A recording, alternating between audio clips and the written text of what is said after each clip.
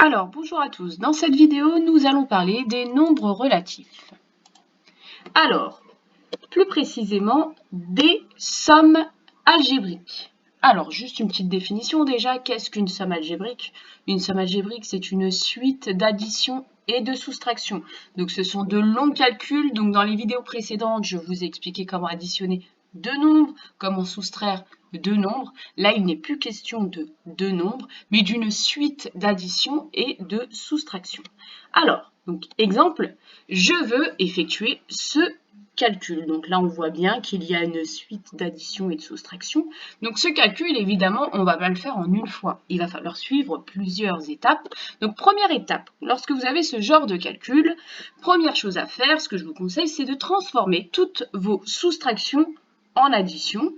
Donc je l'ai déjà expliqué dans la vidéo sur les soustractions, mais je vous rappelle, en fait, la propriété est très simple. Soustraire un nombre, ça revient à additionner son opposé. Donc on va suivre cette propriété.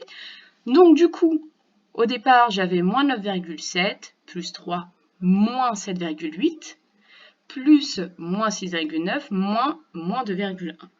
Après avoir transformé toutes mes soustractions en addition, là, j'obtiens une suite d'addition. D'accord? Et comment j'ai fait pour transformer? Ici, je devais soustraire, dans le premier calcul, dans le calcul de départ, je devais soustraire 7,8. Soustraire 7,8, ça revient à additionner son opposé, c'est-à-dire additionner moins 7,8. Ici, je devais soustraire moins 2,1, ce qui revient à additionner 2,1. L'opposé de 7,8, c'est moins 7,8. L'opposé de moins 2,1, c'est 2,1. J'additionne l'opposé. Ok? Donc là, j'obtiens donc ce calcul. Une fois que j'ai que des additions, je vais pouvoir changer l'ordre de ces additions, chose qu'on ne peut pas faire avec les soustractions, attention. Donc là, je vais pouvoir changer l'ordre de mon calcul. Et pourquoi? Tout simplement pour regrouper. Et c'est la deuxième étape. Regrouper et additionner tous les termes de même signe. Donc concrètement, ça veut dire quoi? Ça veut dire que je vais regrouper tous les nombres négatifs que j'ai ici, donc moins 9,7, moins 7,8, moins 6,9, je les regroupe et je regroupe 3 et 2,1.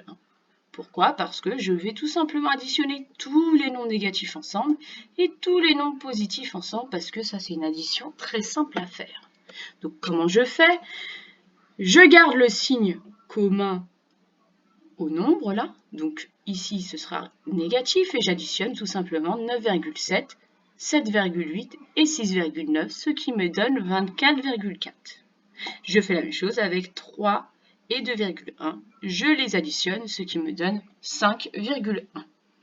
Et j'obtiens au final l'addition de deux nombres de signes contraires. Donc, dernière étape, évidemment, j'additionne ces deux nombres et j'utilise la règle des additions de deux nombres de signes contraires que j'ai expliqué précédemment dans une autre vidéo. Donc, je garde le signe des plus nombreux. Donc là, ce sont les négatifs qui sont plus nombreux, donc mon résultat va être négatif. Et ensuite, j'effectue la différence entre les deux nombres là, ce qui me donne moins 19,3. Voilà, j'espère avoir été suffisamment claire.